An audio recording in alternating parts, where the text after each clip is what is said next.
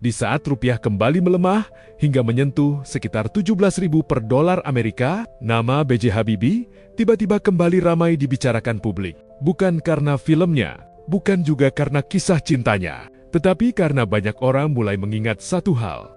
Dulu, ada seorang presiden yang rela menghentikan proyek paling dibanggakannya demi menyelamatkan ekonomi Indonesia. Dan yang membuat publik makin terkejut, sosok itu ternyata bukan ekonom, melainkan ahli pesawat. Media sosial beberapa hari terakhir dipenuhi perbandingan antara kondisi ekonomi sekarang dengan masa krisis 1998. Saat itu, Indonesia berada di titik paling kacau. Rupiah jatuh sangat dalam. Harga kebutuhan melonjak, perusahaan bangkrut, dan kepercayaan dunia terhadap Indonesia runtuh. Kini, ketika rupiah kembali melemah, nama B.J. Habibie kembali diangkat publik. Banyak generasi muda mungkin hanya mengenalnya lewat film Ainun dan Habibie. Padahal, di balik kisah romantis itu, Habibie adalah ilmuwan kelas dunia yang pernah membuat Indonesia disegani lewat teknologi pesawat terbang. Cerita Habibie dimulai dari Parepare, Sulawesi Selatan. Ia lahir pada 25 Juni 1936 dan sejak kecil dikenal sangat cerdas dalam matematika dan teknologi. Kecerdasannya membawanya melanjutkan pendidikan teknik penerbangan ke Jerman. Dan di sanalah kariernya melesat. Habibie bekerja di industri dirgantara Eropa dan berhasil menciptakan teori retakan pesawat yang kemudian dikenal dunia sebagai teori Habibie. Penemuan itu membuat namanya diakui secara internasional.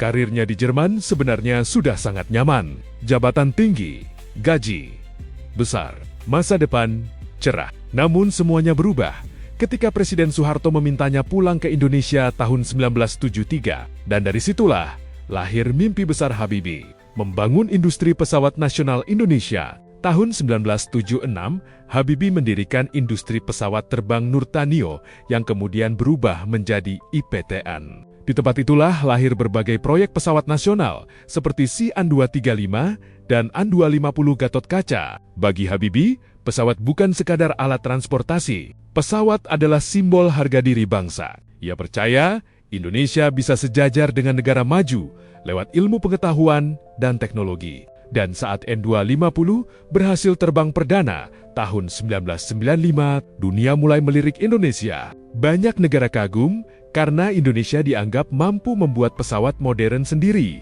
Saat itu, mimpi Habibie terasa semakin dekat menjadi kenyataan. Namun, 2 tahun kemudian, badai krisis moneter datang menghantam Asia. Indonesia menjadi salah satu negara yang paling terpukul. Rupiah, yang sebelumnya berada di kisaran 2.000-an per dolar Amerika, anjlok hingga lebih dari Rp16.000. Situasi saat itu benar-benar kacau. Dan di tengah kondisi itulah, B.J. Habibie naik menjadi Presiden Republik Indonesia menggantikan Soeharto.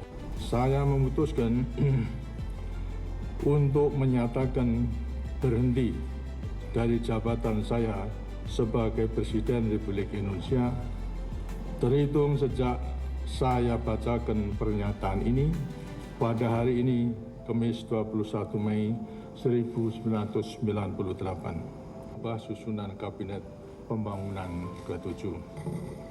Dan untuk melaksanakan reformasi dengan cara yang sebaik-baiknya tadi, saya menilai maka Wakil Presiden Republik Indonesia, Profesor Dr. Insinyur B.J. Habibie, yang akan melanjutkan sisa waktu jabatan Presiden Mandataris MPR 1998-2003.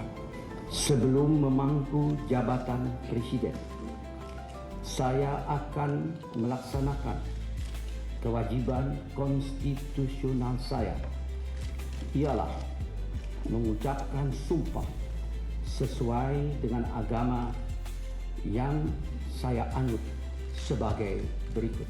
Banyak orang meragukannya karena Habibie dikenal sebagai ahli pesawat, bukan ahli ekonomi. Namun justru di tangan Habibie, berbagai langkah penting dilakukan untuk memulihkan Indonesia. Ia memperkuat independensi Bank Indonesia, merestrukturisasi perbankan nasional, mendorong lahirnya Bank Mandiri. Dan perlahan, kepercayaan investor mulai kembali. Rupiah yang sempat terpuruk mulai menguat lagi. Banyak ekonom menilai masa pemerintahan Habibie menjadi fondasi penting kebangkitan ekonomi Indonesia pasca krisis. Namun di balik keberhasilan itu, ada satu keputusan yang sangat menyakitkan. Salah satu syarat bantuan IMF saat itu adalah penghentian subsidi terhadap proyek-proyek strategis yang dianggap membebani negara, termasuk proyek pesawat nasional. Dan salah satu yang paling terdampak adalah N250. Pesawat yang menjadi mimpi terbesar Habibie selama puluhan tahun.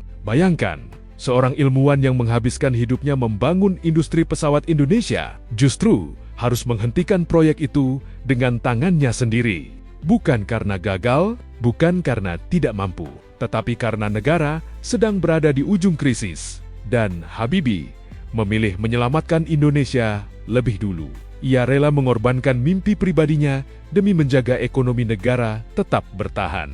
Ketika Bapak menjadi presiden pun, itu tidak Bapak cabut lagi, Bapak biarkan saja industri itu ditutup, padahal ada kekuasaan tertinggi seorang Baharudin Yusuf Habibie. Iya, itu yang mereka nantikan.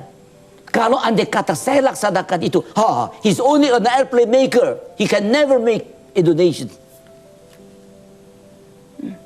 Dia, itu yang mereka isunya tunggu. Saya akan menghadapi inflasi tinggi, suku bunga tinggi, nilai rupiah anjlok hanya 20% dari nilainya. Yang tadi hanya sudah melampaui 16.000 mau ke 20.000. Negara tetangga, saya sebut aja namanya Lee Kuan Yew. Dia mengatakan apa? Kalau Habibie pakai, akan melampaui 20.000. Orang antre, makanan kurang, PHK banyak. Itu kan lebih penting dari pesawat terbang itu. Saya dahulukan ini dulu. Jadi saya ngalah untuk menang. Yang menang itu siapa? Rakyat.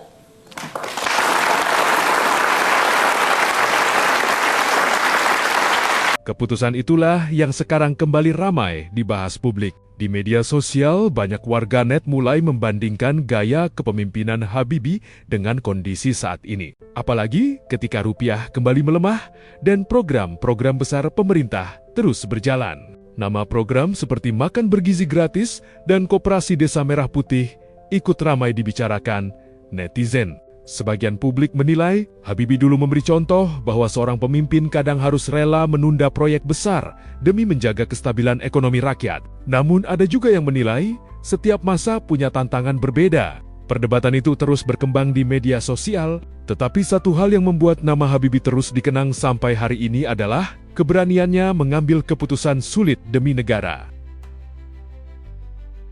Mau dolar berapa ribu kek kan? Kalian di desa-desa nggak pakai dolar. Yang pusing yang itu, yang suka keluar negeri. Ayo, siapa ini? We are coming out of this problem, and if we come out, we even better than before. Because we are going to learn from our mistakes and also from others' mistakes. Bank of Indonesia to make it more stronger than ever. I like to confirm we are just in the middle of doing that. It will happen and must happen in the near future. Anda mengalah pada cita-cita besar dan juga visi besar. Padahal begitu banyak waktu yang Anda curahkan untuk cita-cita besar ini, Pak Habibie. Waktu yang seharusnya bisa untuk anak-anak Mas Ilham, juga untuk Ibu Ainun. Tapi Anda rela menghabiskan begitu banyak waktu yang akhirnya kemudian menjadi sia-sia. Bagi saya tidak sia-sia. Karena pesawat terbang itu tanggal 10 Agustus tahun 95. Mengenang 50 tahun Indonesia merdeka. Kita membuktikan kepada diri kita sendiri bahwa kita sama seperti orang Jerman dan yang lain bisa juga membuat pesawat terbang komersial. B.J. Habibie meninggal dunia pada 11 September 2019, namun warisannya tidak pernah benar-benar hilang. Karena meski An-250 tidak lagi mengudara, mimpi besar yang ditinggalkannya masih hidup di benak banyak orang Indonesia. Dan di tengah rupiah yang kembali melemah hari ini, publik seperti kembali diingatkan tentang satu hal penting, bahwa kemajuan bangsa bukan cuma soal membangun proyek besar, tetapi juga tentang keberanian mengambil keputusan yang paling berat demi menyelamatkan rakyatnya.